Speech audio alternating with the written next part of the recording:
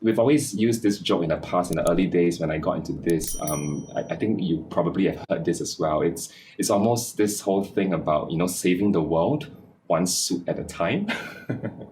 I haven't heard that expression yet, to be Oh, honest. really? Really? So I think the way why I think that's important is because I started on this journey late in life. You know, I my eyes only open towards this quality of garments and and accessories probably when I was 44. I'm now 47, so that was 3 years ago. I'm new to this game, but Can I pause you I there for a second? So sure. you seem to say that you didn't open your eyes to it, and if I understand you correctly, that's a consequence of getting your first jacket, correct? But you That's always it. seem to have an interest in menswear since you were a school child, That's right? right. That's right.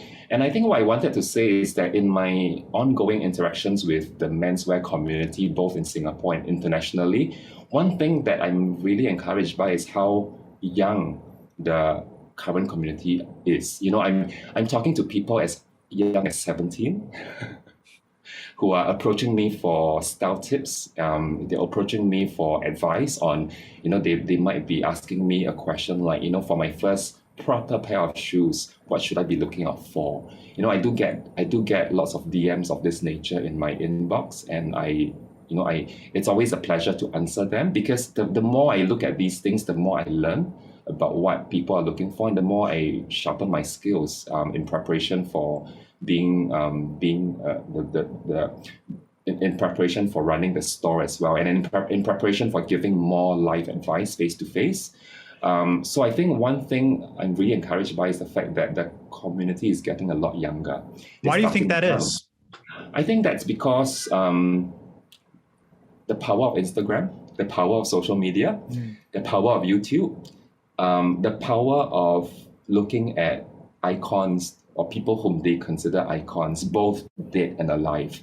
I think there's also this resurgence or this there's a lot of interest in all things retro, nostalgia, back to the past. If you look at photography, there's so much interest in film photography these days. The Leicas are back with a bang.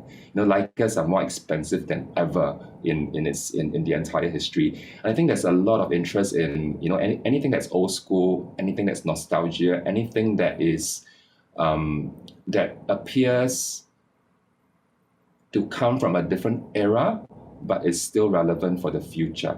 And I think that's what I'm seeing a lot in my conversations, both online and offline, with the community. Many of the people I'm learning from and talking to are in their early to mid 20s. And I tell them, I tell them as their uncle, I go, you guys are so lucky. You guys are growing up. You guys are entering adulthood and making your first paycheck in an era when these things are so widely available. In an era where if you saw something available on Instagram, you could just buy it. Or if you could not quite afford it yet, you could go to Amazon or eBay. You could buy secondhand items. There's a thriving marketplace for secondhand items, which pre-owned, pre-loved items, which during my time when I was my early 20s, it was non-existent.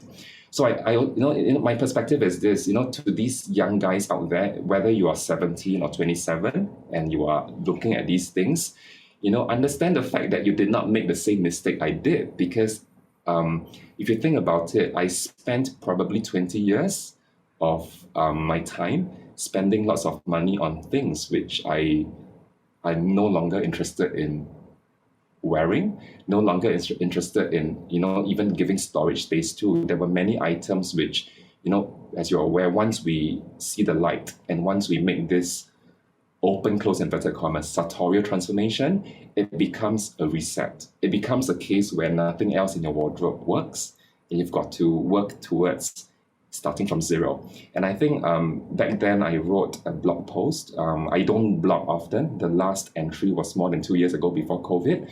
But I wrote in one of my earlier blog posts, how I started from zero, how opening my eyes meant I started with one piece and had to slowly build up and had to slowly look at selling, donating, giving away what I previously had. So I think it's really a case of, if you see the light at a younger age and you are just seeing it at a time when you're starting to make your own money, starting to spend your own hard-earned money, I think you're in a good space and you have a bright future ahead. But it's never too late. If I could start at 44, you guys can start anytime you wish. It's just about making the right decisions and not being pressured to buy something which you feel isn't you.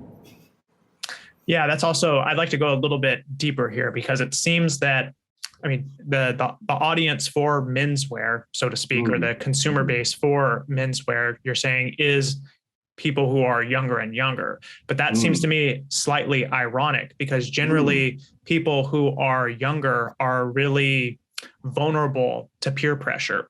And it seems that most people do not, most men do not dress the way that we dress. So it's very interesting that more and more younger men are getting interested in menswear, when at that particular point in their life, you would think that they would be opposed to it, if that makes any sense. Do you see where I'm going? Yeah, that makes sense a lot. And I think, I do agree with you. It does sound ironic. It was something which I also grappled with. I couldn't quite understand why. Like, for example, when I was in I spent 4 months in Bangkok, working almost full time in our store, because I wanted to learn as much as I could. And also I wanted to, in return, apply a bit of my management experience towards the team, because just giving them a bit more structure, giving them a bit more help, applying a bit of my leadership towards how the store is run. One of my biggest observations was, I was seeing 16, 17, 18-year-old boys bringing their mum, dad, their parents, and telling their parents that they're ready for their first pair of proper shoes, and making the selection and making their parents pay for it. And their parents were also asking, the parents were equally interested as to why their kids were making such decisions, and why their kids were, looking for a pair of loafers when they could be perhaps spending that money on a pair of couch sneakers. So, it was something which I observed, and which I was very encouraged by. And I even remember telling the parents, I said, look, ma'am, I'm a 47-year-old guy, and for me to see your son, who's 17 years old, choosing a pair of Crockett and Jones, a pair of loafers, and with the attitude that he would wear it, he would take good care of it, and it's something that he wants to wear for the next 20 years. And I told that lady, I said, I think, I wish I knew as much as your son when I was your son's age. So I would say, this is quite a bit of money to pay, but I think you can be assured that your son is not making wrong decisions. I think his future decisions in life is going to be quite calculated. He's done his research, and I think it applies. I also think that our interest in classic items, in our interest in long-lasting craft, I think that applies a lot in terms of how we look at life as well. Our approach to life's challenges, life's decisions, how we make decisions in terms of our future. I think that that goes hand in hand in some way, as opposed to perhaps another person who might be looking at buying cheap and just throwing things out. I think there is a bit of lesson to be learned or extracted from there in terms of commitment, in terms of thinking long term. And these are qualities that are over time starting to be, it's starting to be quite lacking among humanity. So I think, there is some link between this whole interest in classic menswear, slow fashion, classics, permanent style, as well as how you look at things, how you commit to things in the long term, and how you commit to just taking care of things and not just giving things. Things don't last just 3 months anymore. If you make the right choices, they could last years or decades, as long as your shape fits, as long as your physique maintains that same way.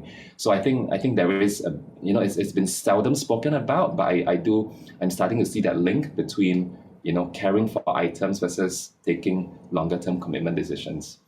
Yeah, it seemed like it might be a broad commitment to sustainability. I was having a conversation last week or the week before that with Stefano Cao. I don't know if you watched that interview on my channel with him. Yes, I saw that. Enjoyed that. There was a segment in there where we were talking about, I was asking him why it is his particular ties are so appealing, particularly in the Asian market. And one thing he was discussing was that most of the tie designs, or the ties and tie designs, have been kind of mass produced to such an extent that we've lost a little bit of that artisticness in tie designs.